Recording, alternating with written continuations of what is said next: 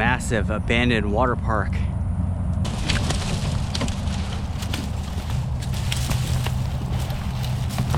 Insane. Pools like this, believe it or not, are full of wildlife.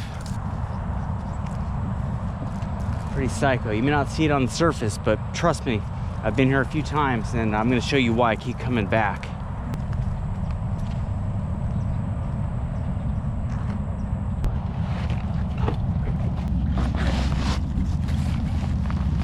I always wear this when I fish in places like that. It's full of bacteria. That water is nasty, maybe even deadly. So if any water splashes back, especially when you grab those fish to unhook them and they kick their tail, that water will go right to your face. Just so we don't have to touch that nasty water with our bare hands.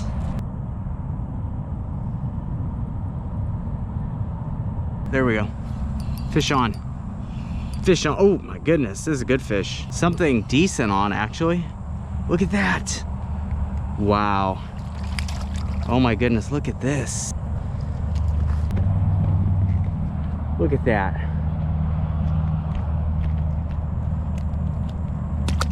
It's psycho, not because there's fish in here. I knew there's fish in here. Wherever there's water, fish are probably gonna get in there somehow. What's psycho is that these fish are getting bigger every time I come back.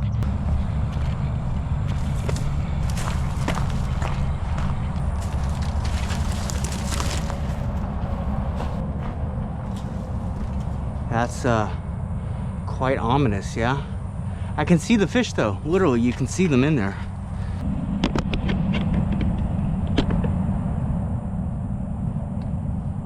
Look under that float. Look how many fish are down there.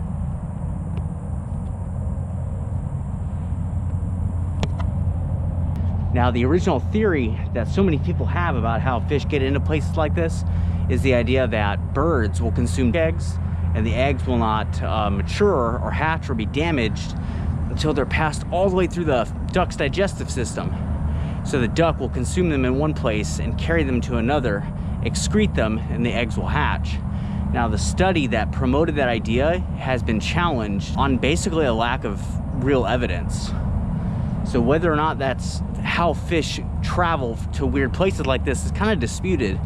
I think the best and most logical guess is probably wherever you have a floodplain nearby. I'd be willing to bet the fish got from that floodplain into a spot like this. Let's do a little walk up this tower. Hopefully we don't get stung by any bees. The last time I did this, there were just swarms of bees all over this thing. Trying to find my car.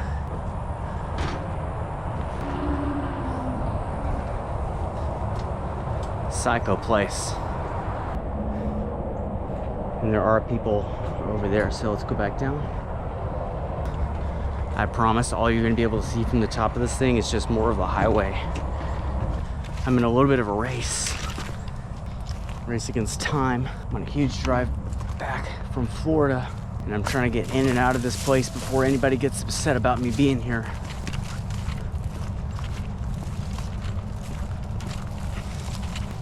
As per usual, when you guys see me fish in a weird spot, I'm not encouraging you to try it. In fact, I'll encourage you to stay away.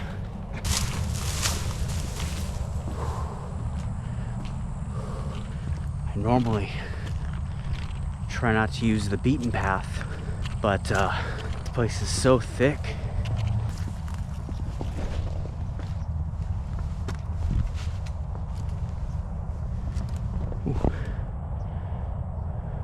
Some proper Indiana Jones planks here. Very wobbly wood. And I am all about going to every last corner of a place. But today I am just feeling like, I don't know, like there's a shadow over me.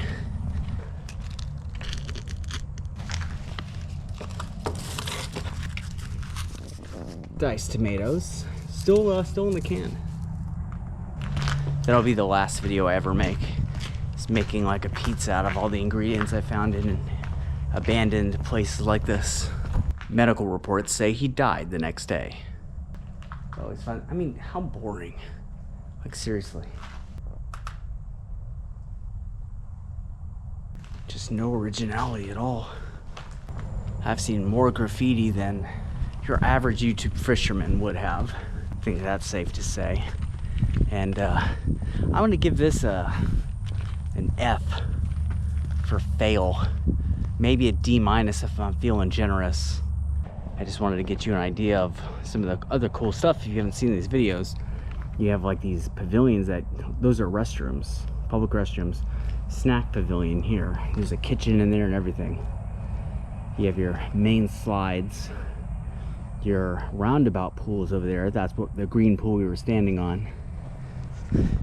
You can see the vision. You can see the vision somebody would have had, no doubt. But just didn't work out for them. Somebody learned about one sign and said, that's all I need. I can be an artist. You gotta be, the thing I'm most worried about over here is actually stepping on boards like that, having nails go right through my shoe, which has happened right there.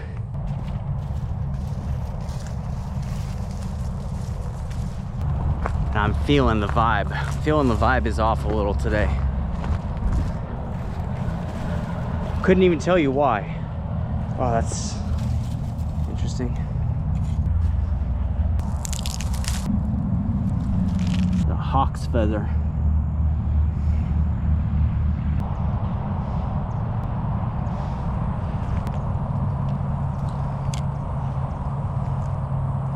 There we go.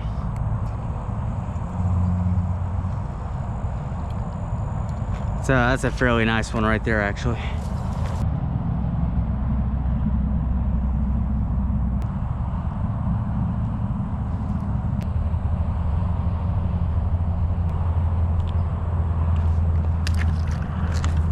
Beautiful fish. I love it.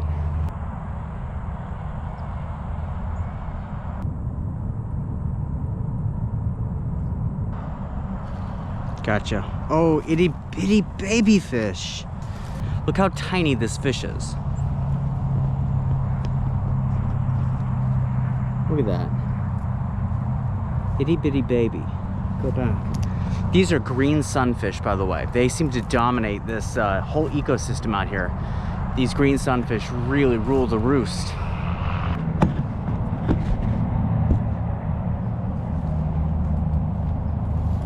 Phenomenal landscape. I'm sure this place would have been a blast back in the day. I really am. I think it would have been amazing. But just everything gets taken by nature. If you're not on top of it constantly, everything goes back. Even this massive cherry picker, look at this. Enormous hydraulic machinery. At one time, it would have been part of putting this entire park in place, but now it's not much more than just a real nice bird's nest. Well, that'll have to do it for this adventure. Just a quick peek back at a familiar spot. And what I expected to see were the fish getting smaller and smaller, but what I'm finding is the fish are getting bigger and bigger. Never ceases to amaze me. The moment we leave a place like this alone, nature says, I'll have it back now, and takes it. That's exactly what's happened here. Anyway, like, subscribe. If you want to see other adventures here where we cast net this spot, check out this video here. We catch loads of giants, white sharks, giant sea bass, some of the biggest alligator gar ever seen. Check out those videos. More is coming. Let me know where you guys want to see me next. Until then, I have a hell of a drive home. I'll catch you guys later.